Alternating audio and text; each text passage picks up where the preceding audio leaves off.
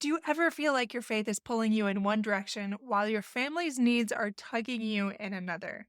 Well, you are not alone. Today, we're exploring that delicate balance between religious devotion and your family well being. We're going to discuss how to nurture your spirituality without sacrificing your mental health or neglecting your loved ones.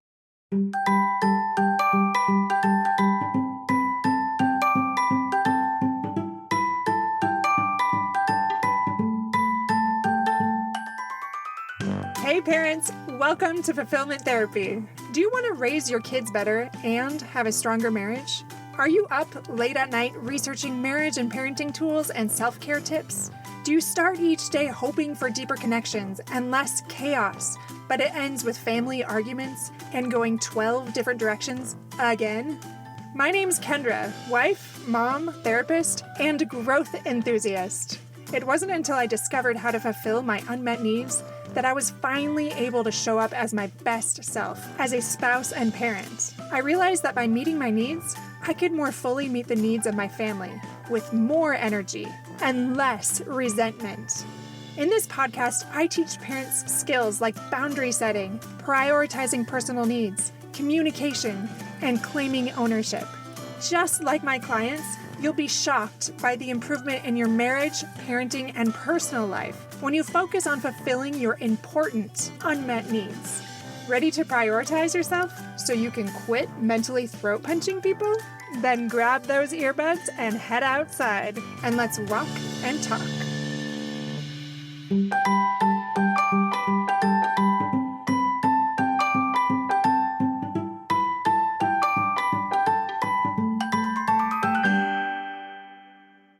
Welcome back to Fulfillment Therapy, my friends, the podcast dedicated to helping parents improve their mental health, wellness, and life fulfillment. I'm your host, Kendra Nielsen, and today we're exploring a topic that's close to my heart, religiosity and its impact on well-being. So as someone who works with many faith-based clients, I've observed how certain religious attitudes can sometimes hinder rather than help our personal and family dynamics. And this is not an easy topic. It's quite charged based on your religious views. And I have learned over time from watching a lot of people and from hearing their stories what helps and what does not. And I want to share some of those stories with you today. But let's start by talking about what religiosity is, if you don't already know. Religiosity refers to this degree of devotion to religious practices and beliefs. And while faith can be the source of strength and comfort, this excessive or rigid religiosity can sometimes lead to unhealthy behaviors or attitudes. I'm sure each one of you is thinking of that person that is just very excessive, very over the top. Well, we all have certain aspects where this can show up in our lives, and I encourage you to look inward instead of just outward. I'm going to give you a few examples so you can understand what this might look like and how this shows up in several of my clients. I have a few clients that have more kids than they can comfortably care for due to what they view as religious expectations. And they think that they are less than if they have less kids.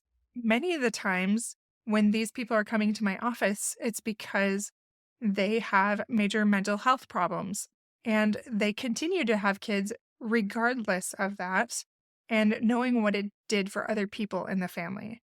Now, I say this carefully because I know they had good intentions. And if we're not careful and if we're not looking inwardly at our own individual situations, we can end up harming the people we love the most because of that excessive rigidity. Another one that I see come up a lot that I didn't anticipate it being so, and I apologize for this, but this is what I'm seeing in my office. Pride that is so big when it comes to homeschooling. There are some communities out there, and I think it's beautiful in so many ways. The same with having big families. I think it's beautiful. And there is a time when it can be so excessive that it hurts people. And there are several clients that I've had over the years that are miserable. Not only are they miserable as parents, but the kids are miserable.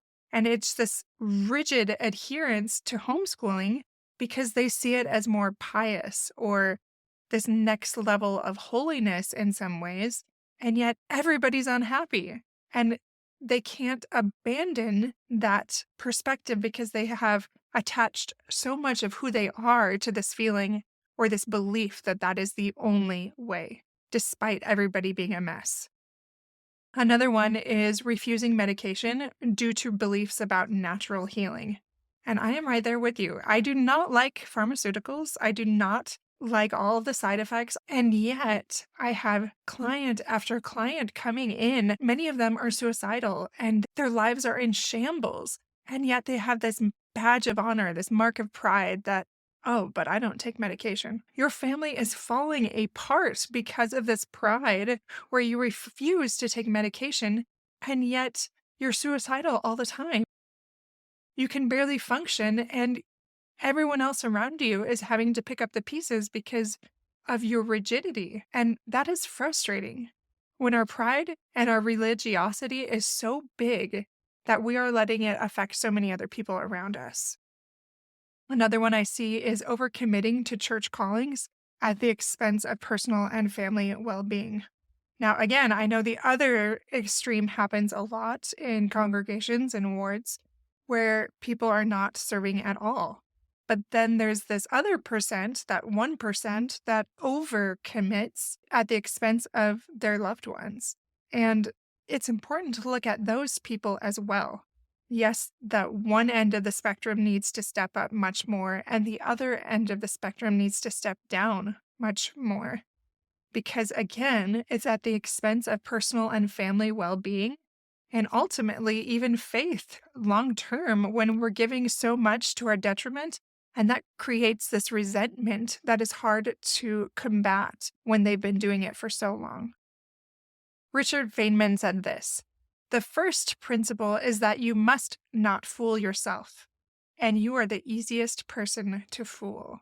Like it's very difficult to lay aside some of those rigid views if we grew up with some of those beliefs. If they're so ingrained in who we are that we don't question some of those decisions, even though they hurt us and others we love so much. Let's talk about the dangers of religious pride. So pride in our religious devotion can be this double-edged sword, and I know you've seen it in yourself and in others. So while it's natural to feel good about our faith, that excessive pride can lead to judgment of others who are making different choices, or a resistance to necessary changes or even to help, like some of those examples that I mentioned, and neglecting of personal and family needs. I want to share a quick story about this. I once worked with this mother of 5 who was completely exhausted and depressed, but refused to seek help because she believed her struggles were a test of her faith. So she got in that initial appointment because somebody had made her, but she didn't do the work and didn't keep showing up because she believed that this was all just about a test of her faith and that she could do it on her own and she didn't need these things. And it wasn't until her oldest child began showing those signs of severe anxiety and mental health struggles that she realized that her martyrdom was affecting her whole family. And then at that point, finally, she was able to start doing the work. And I'm glad that she was, but it took her a long time. So how can we develop that greater self-awareness and that balance? You can assess your motivations. Are you making choices out of genuine faith? Or, and this is what I usually see, to appear more devout to others. And I know that very quickly you'll want to defend yourself like, oh, no, that's not why. I don't care what other people think. And yet, I wonder if that's true. Like, do you want to make sure you're showing up early for church every time and you and your family are all put together because you actually do care more than you think that you do? Or having those higher callings, or I'll say some of those things in just a minute. But there are ways that we show we actually do care what other people think. Another thing you can do is consider the impact. How are your religious practices affecting your family's well-being? Be honest with yourself. Have a conversation with your kids and with your spouse.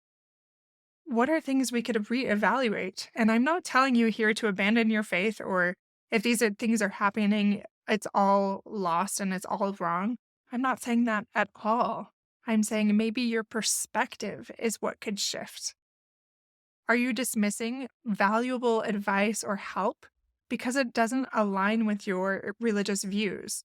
And I know in every congregation, in every ward, there can be a vast variety of beliefs about the same religion. But is your religion maybe too rigid?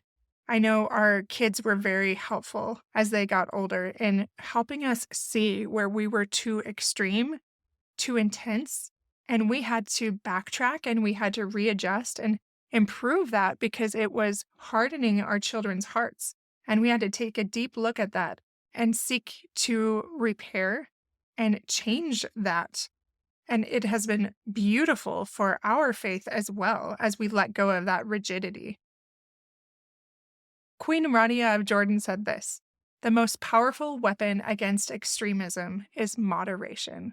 We don't want to be so extreme that we're missing the mark.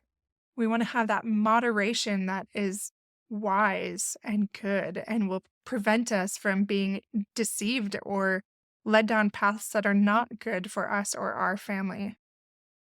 What are some simple things we can do to counteract that excessive religiosity? You can practice flexibility in your faith. I'm going to give you an example here.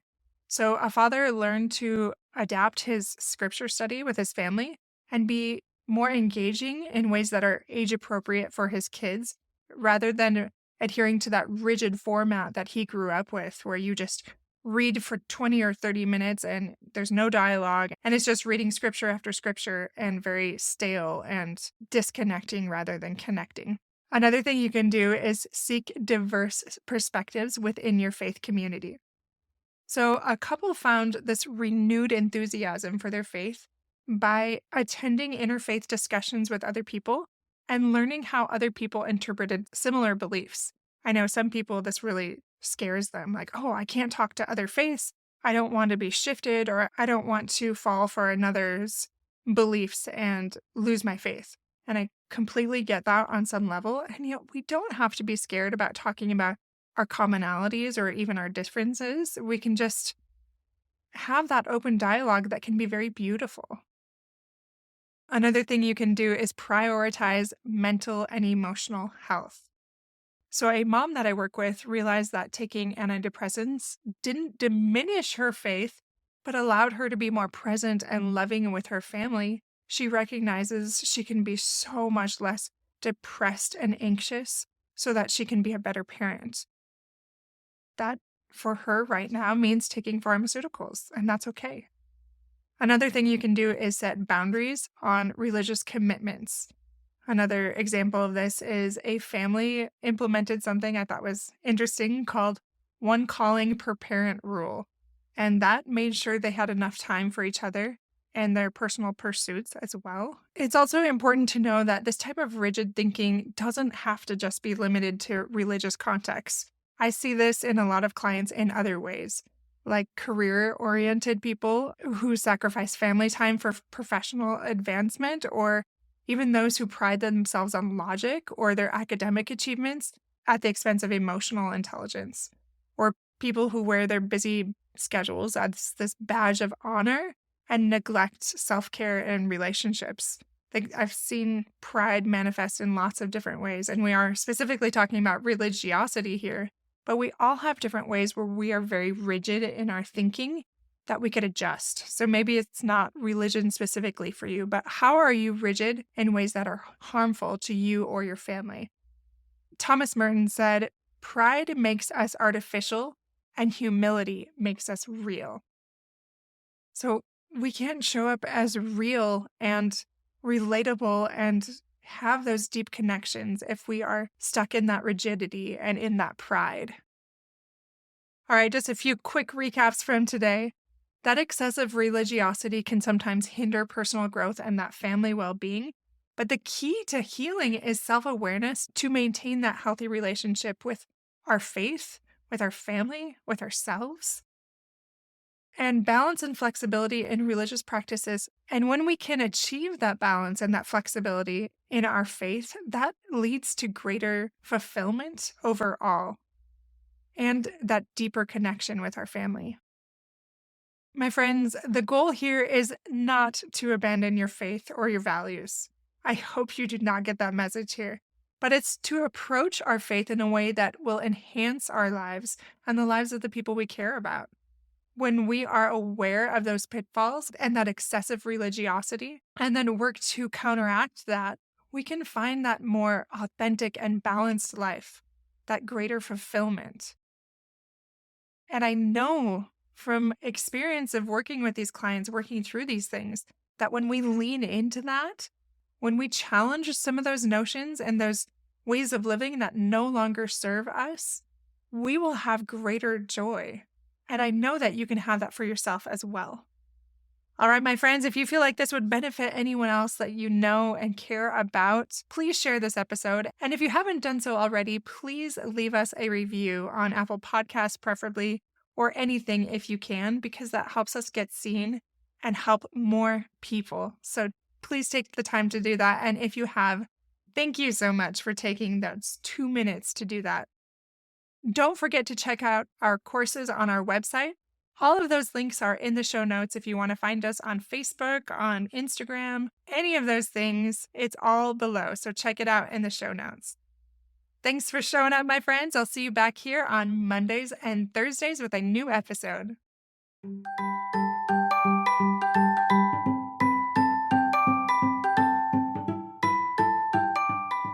Hey friends, I hope you enjoyed today's episode. If you did, chances are someone else would too.